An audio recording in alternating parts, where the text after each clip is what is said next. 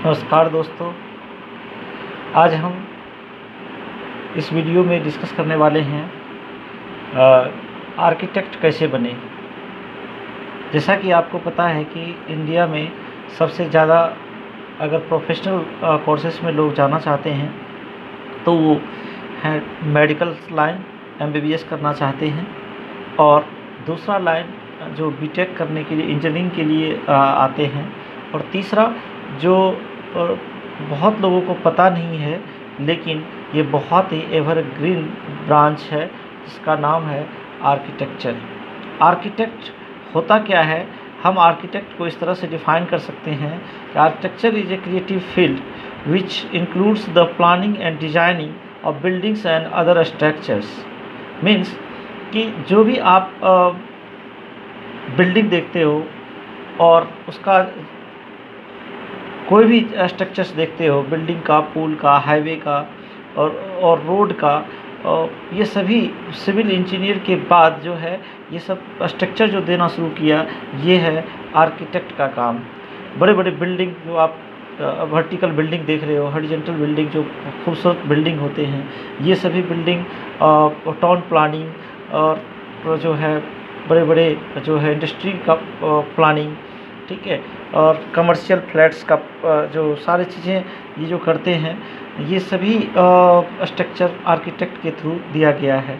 Architect का बहुत ही अद्भुत एग्जाम्पल आप देख सकते हैं जो अपने इंडिया में है। ताजमहल का देख सकते हैं जो एंशिएंट टाइम से आता रहा है, और दूसरा जो है आप देख सकते हैं बुर्ज खलीफा। इस तरह के चीज़ें हैं जो हमारे बिल्डिंग कंस्ट्रक्शंस लाइन में काफ़ी ज़्यादा जो है क्रांति लेकर के आया है। इंडिया में बढ़ते इंडस्ट्री और डेवलपिंग कंट्री है अपना देश, और डेवलपिंग कंट्री जहाँ भी है, इवन डेवलप्ड कंट्री भी है, तो उसमें भी जो है यूथ आर्किटेक्ट को ज़्यादा ही उसमें महत्व दिया जाता है, ठीक है।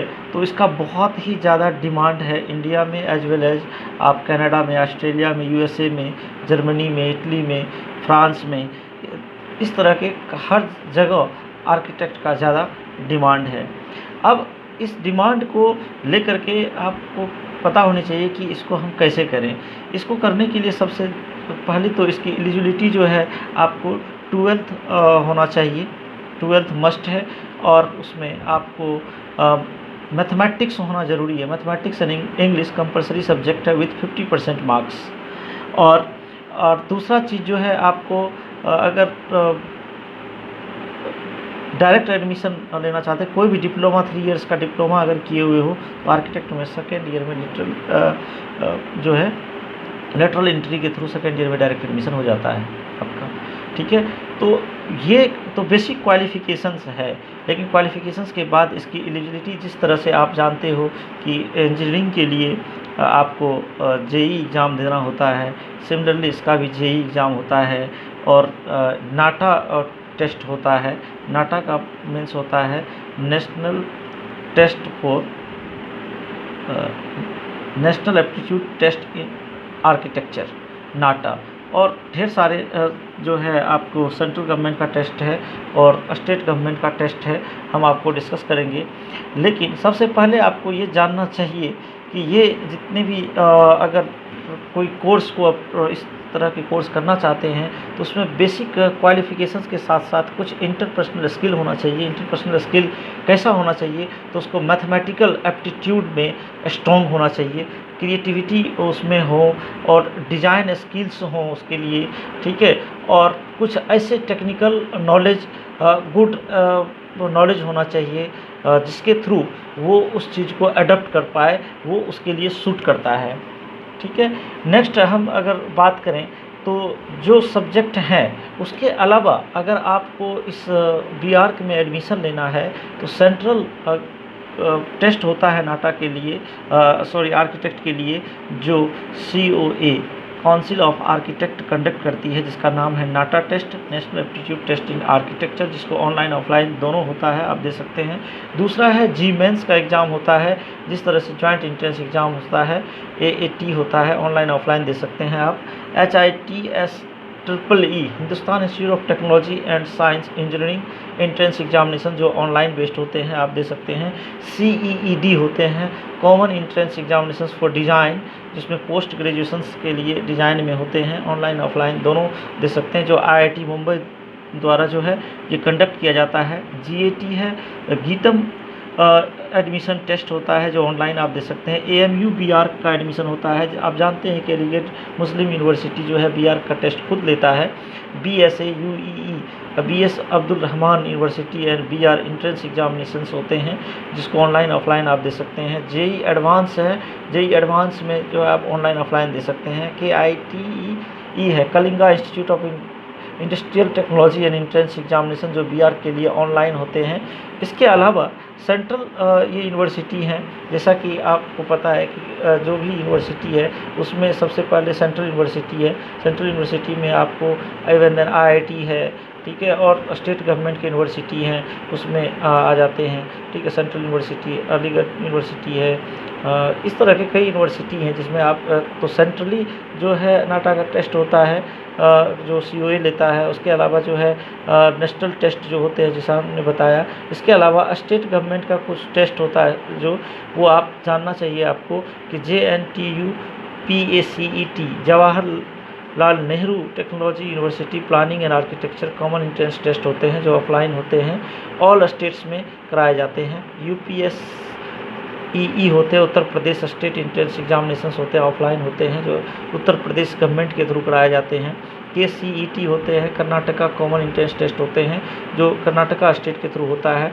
WBJEE होता है West Bengal joint entrance examinations होता है, जिसके थ्रू आप वेस्ट बंगाल स्टेट का से होता है। IPUCET होता है गुरु Govind Singh Indraprastha university common entrance examination होता है जो दिल्ली स्टेट के से कराई जाती है। और TANCET होता है तमिलनाडु कॉमन एंट्रेंस एग्जामिनेशंस होता है जो आपको ऑफलाइन होता है सारे टेस्ट, जो तमिलनाडु स्टेट से होता है। COMTDK UGET होता है COMTDK UG एंट्रेंस टेस्ट जो 2018 फॉर BR कोर्स के लिए किया जाता है, ऑफलाइन होता है, कर्नाटका स्टेट कराते हैं। MAH MARC-CET होता है महाराष्ट्र, MAH जो MARC सीट के लिए महाराष्ट्र स्टेट कराते हैं। OJEE होता है Odisha joint entrance examination MARC के लिए किया जाता है जो उड़ीसा स्टेट में होता है। KEAM BR होता है जो KEAM 2018 entrance engineering agriculture medical exam होता है जो स्टेट केरला कराते हैं। इसके अलावा आपको ये टेस्ट होने के बाद आपका ये जो कोर्स ड्यूरेशन है आर्किटेक्चर का 5 इयर्स का है। आप 5 इयर्स कोर्स में जैसे मान लो कि आपको करने के बाद क्या क्या हो सकता है, जिसमें आप अपना प्रोफेशंस जो हैं किस किस फील्ड को चुन सकते हैं। इसमें आपको जो कंस्ट्रक्शंस डोमेन ले सकते हैं, डिज़ाइनिंग है, अर्बन प्लानिंग एंड डेवलपमेंट है, रूरल डेवलपमेंट है, इंटीरियर डिज़ाइनिंग है, टाउन प्लानिंग है, ठीक है। इस तरह के जो है कई तरह की चीज़ों को आप जो है मैनेज करते हैं, जैसे हाउसेस हो गया, कॉलोनीज हो गई, और इंडस्ट्रियल कम्प्लेक्सेस हो गए, हॉस्पिटल्स हो गए, इंस्टीट्यूशंस हो गया, रेजिडेंशियल कम्प्लेक्सेस हो गए। इसके अलावा आप जानते हैं कि जो अपने इंडिया में 100 स्मार्ट सिटी बनाने के लिए जो BJP गवर्नमेंट जब से आई है तब से अनाउंस की है और उस पर अब काम भी हो रहा है। कई स्मार्ट सिटी को जो डिज़ाइन दे दिया गया है आर्किटेक्ट के। हमारे एक फ्रेंड हैं, उन्होंने इस चीज़ में जो है सिंगापुर से आर्किटेक्ट किया, तो उसका करियर बहुत अच्छा है। उन्होंने सजेस्ट किया कि बहुत लोगों को ये पता नहीं है आर्किटेक्चर के बारे में, तो इस चीज़ के लिए आप लोग जितने भी हैं जो डेवलपिंग स्टेट हैं, जैसे बिहार हो गए, UP हो गए, झारखंड हो गए, इन लोगों को जो है इस तरह के टेस्ट में, वेस्ट बंगाल हो गए, तो इस तरह के जो स्टेट है उसमें ये BR का आर्किटेक्चर में ज़्यादा रुझान नहीं होता। आर्किटेक्चर क्या होता है, क्या करते हैं, इसको पता ही नहीं होता है। हमें ये पता चला 2010 तक बिहार में 2 ही आर्किटेक्ट हुआ करते थे। एक जो हमारे सर्कल में है, जो लवली प्रोफेशनल यूनिवर्सिटी में ये हेड हैं, तो नागेंद्र नारायण जी हैं, तो वो हमारे फ्रेंड हैं। और दूसरा एक हमारे वहीं से कुछ फ्रेंड्स हैं जो उसमें हमें पता चला था 2010 में, तो हमें ये पता चला कि 2010 में इस तरह का है। तो आप भी कर सकते हैं इस चीज़ को, ठीक है।